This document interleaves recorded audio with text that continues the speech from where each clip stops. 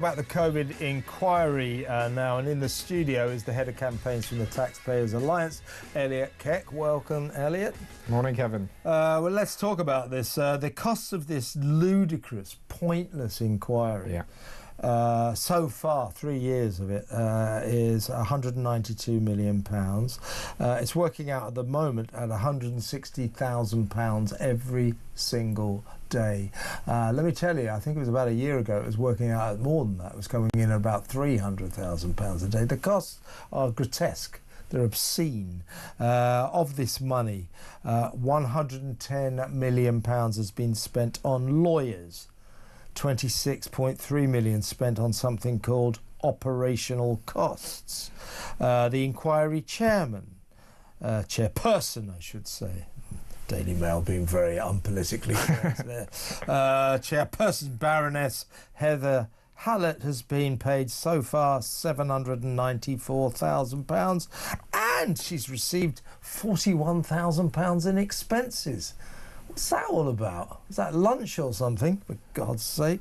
And so on and so forth.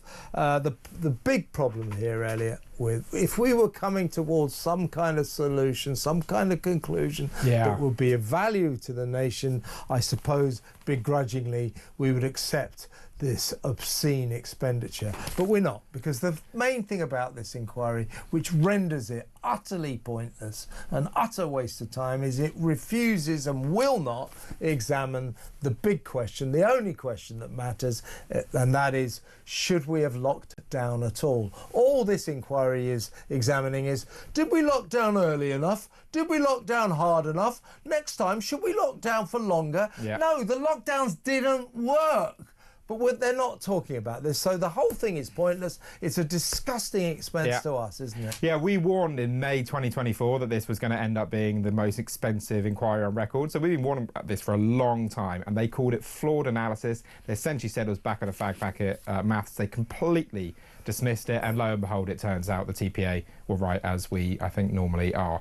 And the COVID inquiry is a microcosm of everything that is wrong with the British state. They think they have a blank cheque. They think they're completely unaccountable. They think they have an unlimited remit to look at and do whatever they want. And it's all with our money, hundreds of millions of pounds worth of our money. And as you said, the one key question is, was it worth it? Was it worth destroying lives, destroying businesses, destroying educations? Is it worth, stopping people from being at their loved one's side when they were dying?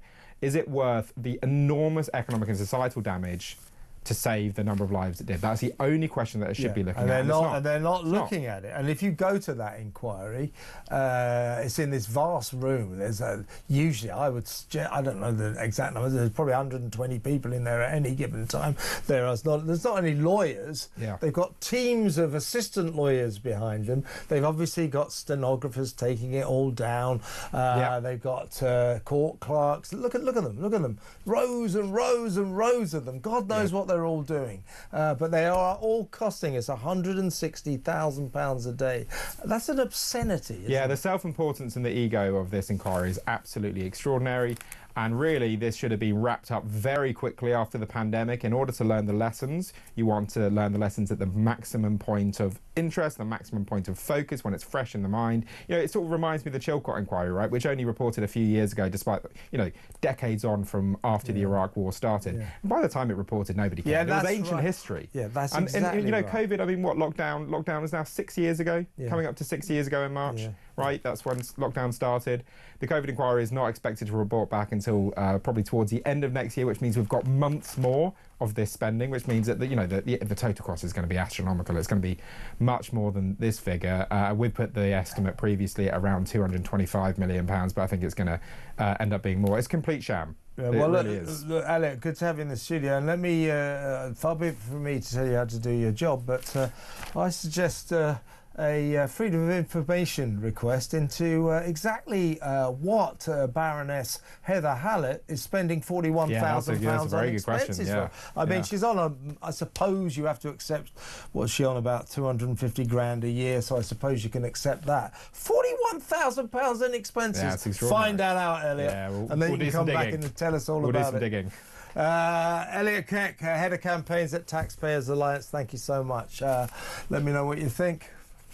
What a 192 million pounds, 160 grand a day. Unbelievable.